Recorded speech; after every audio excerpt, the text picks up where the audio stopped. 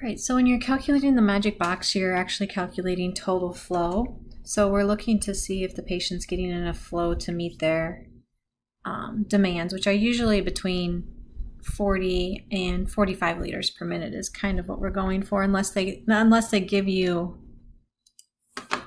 a flow that they're trying to match. So they may say, is the patient getting enough total flow to be able to have 40 to 45 liters per minute available to them.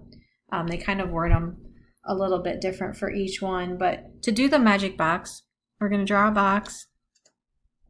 We're going to put 100 on one side, and I just use 20 just for a little easier math on the other. Then you're going to put your FiO2 in the middle. So in this case, we're on a 40% aerosol mask. Let me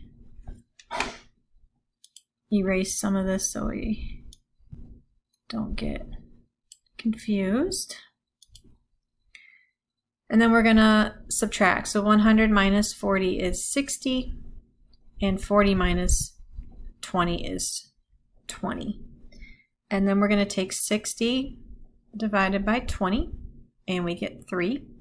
So we have a 1-to-3 ratio, which means for every 1 liter of oxygen, they're going to have to bleed in 3 liters of air to get 40%. Then you're going to add the ratio together. So 1 plus 3 equals 4.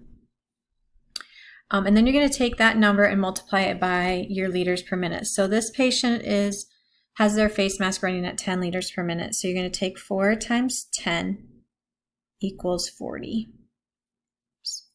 Sorry, 40.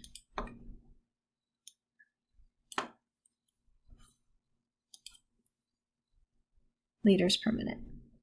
So this patient's total flow, if you have a COPD patient that's on 40% aerosol mask, running at 10 liters per minute, they have a total flow of 40 liters per minute, and that should be enough flow for them to be comfortable in the face mask. So that is how you calculate the magic box. And again, the magic box is calculating total flow.